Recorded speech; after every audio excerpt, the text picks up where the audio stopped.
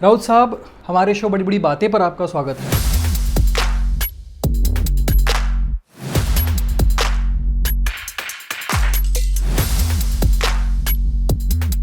महाराष्ट्र में सरकार नहीं चल रही, एक टोली, एक gang, mafia gang, corrupt gang, ऐसे लोग क्या सरकार चलाएंगे।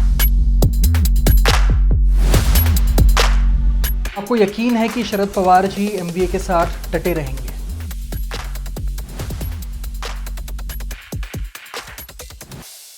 हमारे दरवाजे पे वापस नहीं आ सकते। वादे और वायदे सब करते हैं, असल में क्या मिला है? दंगे, हिंदू मुसलमान।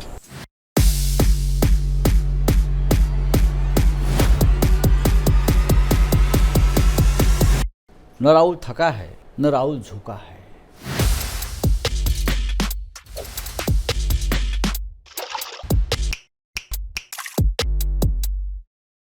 राउत साहब, क्विंट और क्विंट हिंदी में आपका स्वागत है। हमारे शो बड़ी बड़ी बातें पर आपका स्वागत है। नमस्ते।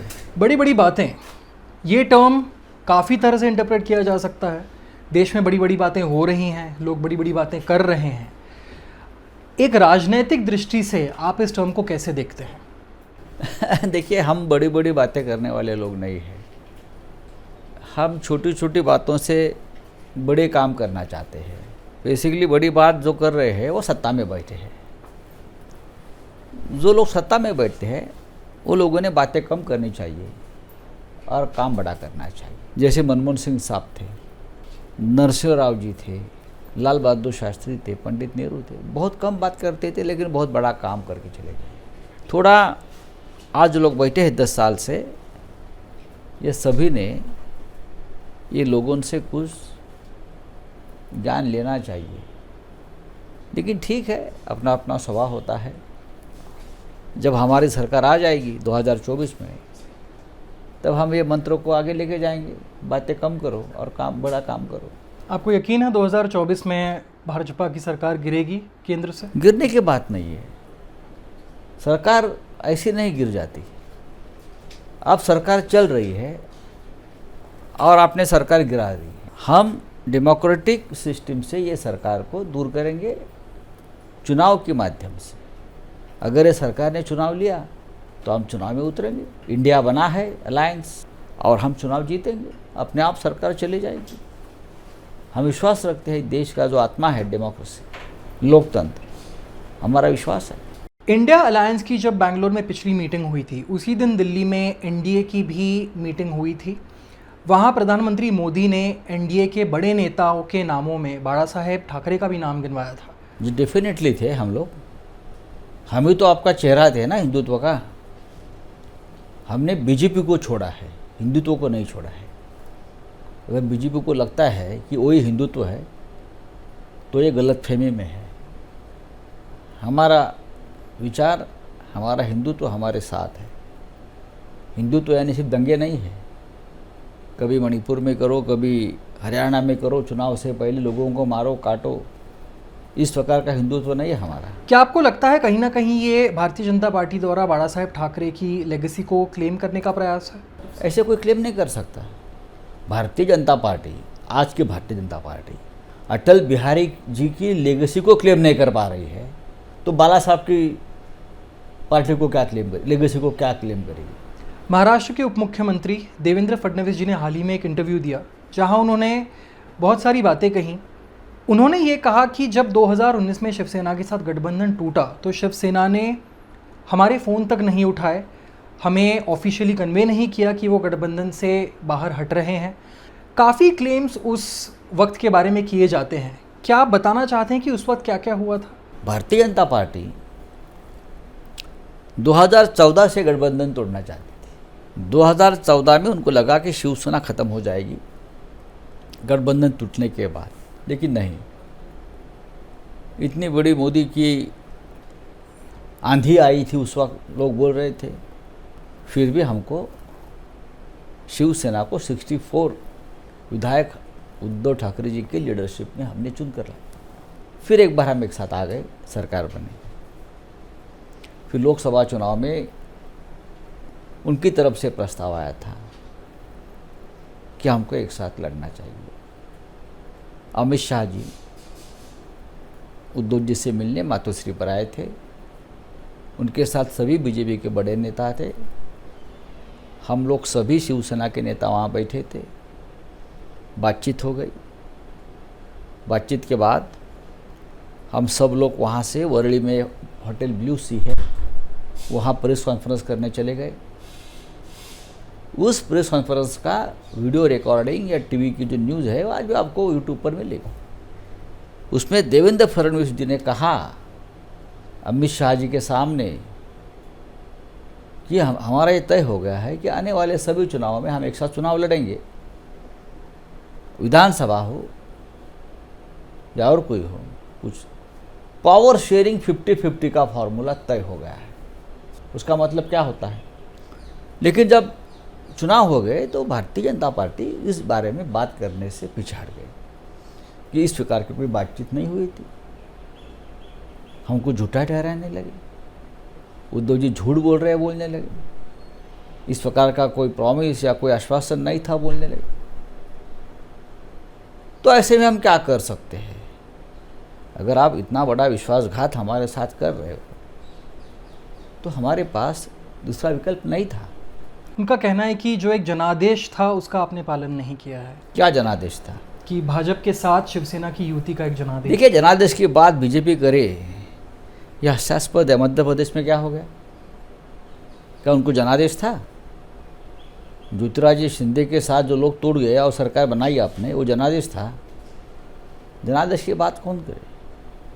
आप 4 दिन पहले एनसीपी को नेचुरल करप्ट पार्टी बोलते हो और 24 घंटे में आप सभी को जेल जाने वाले जो लोग हैं उनको आप पार्टी में या कैबिनेट में शामिल करके शपथ देते हो। क्या एक जनादेश है? ठीक है, अगर आपकी राजनीति है तो हमारी भी राजनीति है। एनसीपी के विभाजन की आपने बात की।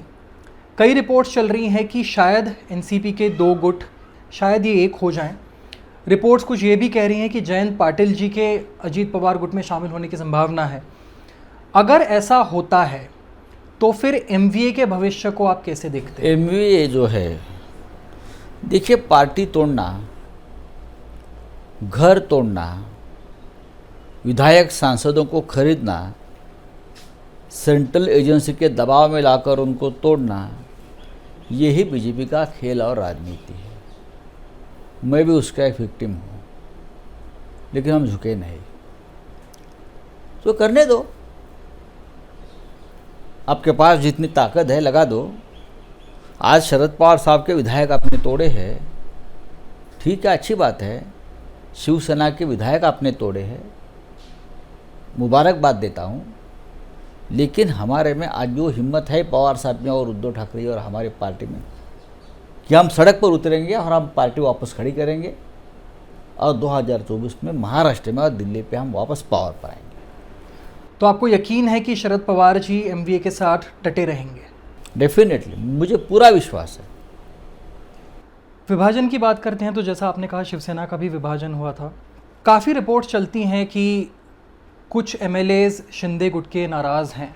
कभी ऐसा हुआ है शायद कोई एक एमएलए नाराज हो या और कुछ हो, वो हमारे दरवाजे पे वापस नहीं आ सकते?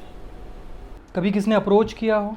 बहुत लोगों ने किया, लेकिन हम उनको हमारे पार्टी में वापस नहीं लेंगे, इसलिए कि अगर हमने उनको वापस लिया तो जनता के साथ बेईमानी होगी। शिवसेना का जब विभाजन हुआ था, उद्धव ठाकरे जी का बयान हमने देखा उसी रात को। उन्होंने कहा कि वो पार्टी फिर से पुनर्जीवित करेंगे, उसके लिए बहुत एफर्ट्स भी किए जा रहे हैं। चल रहा है पार्टी पुनर्जीवित, जो शब्द है मैं उस शब्द को नहीं मानता। पार्टी ज़मीन पर है, कुछ एमएलए कुछ सांसद चले गए, वो पार्टी नहीं है। पार्टी ज़मीन पर होती है, पार्टी कागज़ पे नहीं होती। क्या उनके जाने से कहीं एक स्ट्रगल्स आ गए हैं एक वापस रीबिल्ड करने में या कार्डर रीबिल्ड करने में? वो तो होता है। हाँ, शिवसेना जो पार्टी है वो हमेशा स्ट्रगल से ही निर्माण हुई है। इस प्रकार का संकट हमने पहले बार नहीं देखा है और हर पार्टी को अब ये स्ट्रगल, ये संघर्ष से जाना पड़ता है। महाराष्ट्र में पिछले कई महीनों में काफ़ी सांप्रदायिक हादसे हुए हैं, काफ़ी कम्युनल राइट्स हुए हैं। अकोला हो, औरंगाबाद हो, कोल्हापुर हो, कई रैलियां भी पिछले एक साल में महाराष्ट्र के अंदर हुई हैं। मुंबई में भी एक ऐसी ही रैली हुई थी जहां भारतीय जनता पार्टी के नेता भी मौजूद थे। क्या आपको लगता है कहीं ना कहीं एक महाराष्ट्र के सोशल फैब्रिक को बदलने का प्रयास किया जा रहा है? डेफिनेटली हो रहा है, अटेम्प्ट हो रहा है, लेकिन सक्सेस नहीं होगा।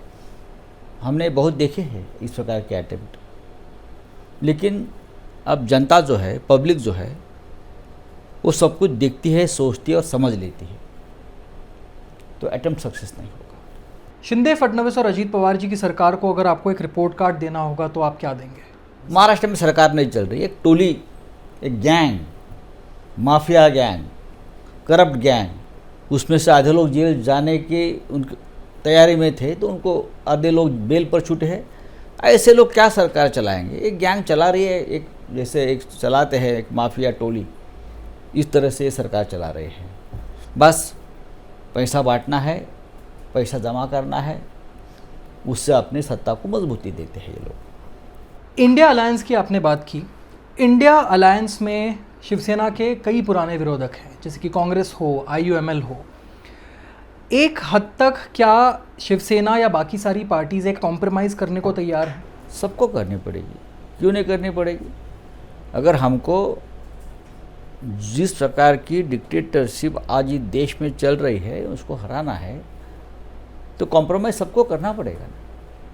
हमने किया है, कांग्रेस करेगी, NCP करेगी, और जो हमारे साथ पार्टीज़ है सबको करनी पड़ेगी, तभी तो इंडिया बनेगा ना, नहीं तो इंडिया टूट जाएगा। शिवसेना इंडिया अलायंस की अगली मीटिंग मुंबई में होस्ट कर रही है, क्या उम्मीदें हैं इस मीटिंग से? मुंबई की जो मीटिंग है, अपने आप मुंबई को एक पॉलिटिकल महत्व है। उद्धव ठाकरे जी होस्ट करेंगे। उस मीटिंग में बहुत सा जो एजेंडा है उसका ऊपर हमारा काम चलेगा। Basically who will be the convener of the India, common minimum programme, या हमारे प्रचार के मुद्दे क्या हो सकते हैं, आगे की रणनीति क्या होगी, ये 3 मुद्दे हैं। सीट शेयरिंग का फॉर्मूला है, उसके बारे में बातचीत हो सकती है। हाल ही में राहुल गांधी जी की पार्लियामेंट में वापसी हुई है। आपने इतने साल उनको ऑपोजिशन में देखा है, अब आप उनको गठबंधन में देख रहे हैं। क्या राहुल गांधी की तरफ एक पर्सपेक्टिव, एक नज़रिया आपका बदला है इतने सालों में? देखो, राहुल गांधी की जो इमेज है, वो इमेज ख़त्म करने का काम 2014 से चल रहा था, उससे पहले से। राहुल गांधी के बारे में जो कहा गया, वो धीरे धीरे राहुल ने पूरा परसेप्शन बदलने की कोशिश की। राहुल जी जब भारत जोड़ो यात्रा पर राहुल निकले तो लोग पूछ रहे थे, क्या राहुल गांधी जी ये यात्रा कर पाएंगे? 4000 किलोमीटर पैदल चलना है। लेकिन कन्याकुमारी से कश्मीर तक राहुल पैदल चले। राहुल को देश ने देखा, देश ने राहुल को देखा। न राहुल थका है, न राहुल झुका है। मुझे लगता है भारत जोड़ो यात्रा ने एक नए राहुल गांधी को, एक देश के नेता को जन्म दिया है, और यही राहुल गांधी 2024 को यही मोदी सरकार का पराभव करने की एक महत्वपूर्ण भूमिका निभाएंगे। आज लोग राहुल गांधी की बात सुनना चाहते हैं। राहुल गांधी जब टीवी पर आते हैं तो लोग चैनल नहीं बदलते। अब उल्टा होता है, प्रधानमंत्री का चैनल बदला जाता है, अब राहुल की बात लोग सुनते हैं। यही बदलाव जो है ये देश में बदलाव लाएगा। As a member of parliament, आपके हिसाब से मणिपुर सिचुएशन का क्या हल है? मणिपुर सिचुएशन का हल ऐसा है कि पहले क्या प्रधानमंत्री चाहते हैं, सरकार चाहती है कि मणिपुर में शांतता आए? अगर आती है तो प्रधानमंत्री वहाँ पहले जाकर बैठते 2 दिन, गृह मंत्री जी जाकर वहाँ अपना कैंप डालते, सबसे पहले मुख्यमंत्री को बदल देते, सरकार बदल देते, सरकार बर्खास्त करते, राष्ट्रपति शासन लगाकर वहाँ एक लॉ एंड ऑर्डर की सिचुएशन पैदा करते हैं। लेकिन ये सब नहीं हो रहा है, और मुख्यमंत्री जो टोटली फेल्यूर है, उनको प्रोटेक्ट करने का काम हो रहा है। उससे परिस्थिति ज़्यादा बिगड़ गई है। किन मुद्दों पर महाराष्ट्र में महाविकास आघाड़ी भारतीय जनता पार्टी की सरकार को चैलेंज करने को देखती है? कोई मुद्दे की ज़रूरत नहीं है। ये चुनाव इस प्रकार से होगा कि उनसे मुद्दा एक ही होगा कि किस प्रकार से ये लोगों ने शिवसेना के साथ और एनसीपी के पवार साहब के साथ बर्ताव किया है। लोगों के मन में जो गुस्सा है वो आपको बैलेट बॉक्स में दिखेगा, ईवीएम में दिखेगा। और इंडिया अलायंस के लिए यही है, हटा दो डिक्टेटरशिप। रोटी कपड़ा मकान की वादे और वायदे सब करते हैं, असल में क्या मिला है? दंगे, हिंदू मुसलमान, रोटी कपड़ा मकान रोजगार मुद्दे रहेंगे इस देश में।